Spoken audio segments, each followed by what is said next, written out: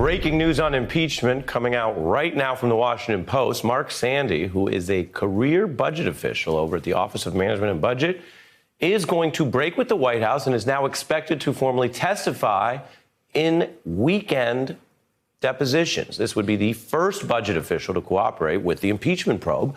And the Washington Post, in this new report, notes something very interesting. It is this person's signature that appears on the formal letters that actually dealt with the delay of the money going to Ukraine. Federal prosecutor Glenn Kirshner joins me.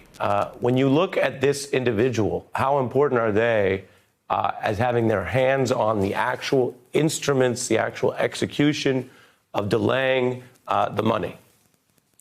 Well, you know, Ari, if I am Mark Sandy, a 10-year OMB employee who has worked with under both Republican and Democratic presidents, I am looking down the street to see if the bus is headed my way, under which I will be thrown, because as the Washington Post just reported, as you indicated, Sandy's signature appears on one of the what they call apportionment letters, which is basically one of the letters designed to put a hold on the money that Congress had designated to go to Ukraine for its own protection against Russian aggression. So if I am, go ahead. Well, I was going to say, so this is key. This is the cash for the thing Trump wanted. This is what we opened the show with Speaker Pelosi for the first time making the case that the whole point of this, she said, quote, that's bribery because it was money in return for the election help. And you're saying it's important now that the Congress is going to have the person who actually had their hand on the money.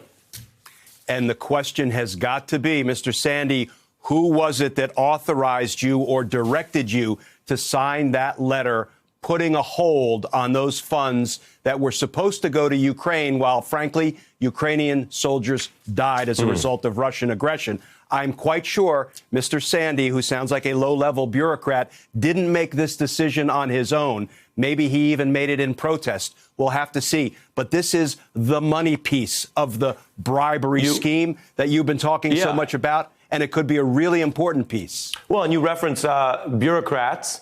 There has been some deriding of different people for where they sit in the org chart. Mr. Limbaugh called some of them, quote, professional nerds. The problem with that is these bureaucrats, these nerds, these individuals, they are the people who make the federal government run. They are the people who get the money out, who get the work done, who back up the Pentagon and the diplomats and all that stuff. And so what happens if this person goes into Congress and say they confirm the fact that the money was held up, which would go to the executing of the plot, but they don't know why? You can't imagine that Trump or Mulvaney would probably brief this bureaucrat on the reasoning.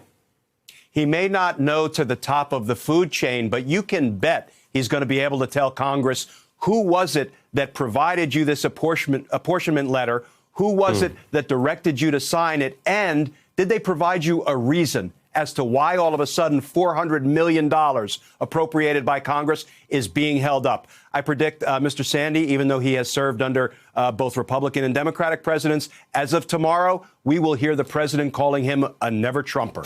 Well, my last question to you is, we did a fact check earlier on why obviously attempted crimes are still crimes. But putting that legal frame aside, if this individual says that there was an unusual and specific freezing of the money, does that make it worse because it shows that they actually were doing this plot? They weren't just discussing it. Yeah, the plot really did come to fruition. And the only reason, Ari, that the money was ultimately released was because they got caught. And here's the thing. If you get caught by the whistleblower outing you and you are righteously withholding that money from Ukraine, you don't have to change course. You can say, listen, the whistleblower's out to lunch. We made a decision. It was righteous. It was appropriate. And we're going to stick with it. No, when they got caught, that's when they released the money. Yeah, you make a great final point there, which is everyone can link arms and explain what happened if, as some have said, if there's exculpatory material. Briefly, before I let you go, any thoughts on this Roger Stone trial? Yeah, there were some interesting developments today because we got a little bit of a glimpse inside the jury deliberation room. They sent 2 notes out, and both notes had to do with count 3 of the indictment. There are 7 counts. The first one is obstructing justice by basically obstructing the congressional inquiry. Then there are 5 counts of lying to Congress. And then there's a witness tampering for basically telling Randy Credico, do not testify, forget what you heard, threatening him. So this one pertained to count 3, which was that the allegation is that Roger Stone falsely testified to Congress that Randy Credico was his go-between to Julian Assange. Here's the problem. The way the prosecutors drafted that count of the indictment, there was a deficiency that was exposed today by the jury because Roger Stone never testified that Randy Credico was his go-between. He testified that a person that I will not name was my go-between.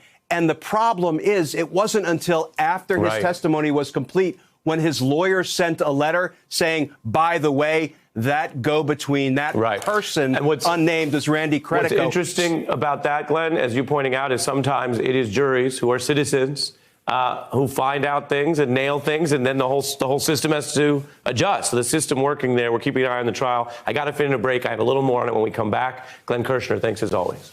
Thank you. Hey, I'm Ari Melber from MSNBC. You can see more of our videos right here, or better yet, subscribe to our YouTube channel below. You could have been anywhere in the world, but you're here with us, and we appreciate that.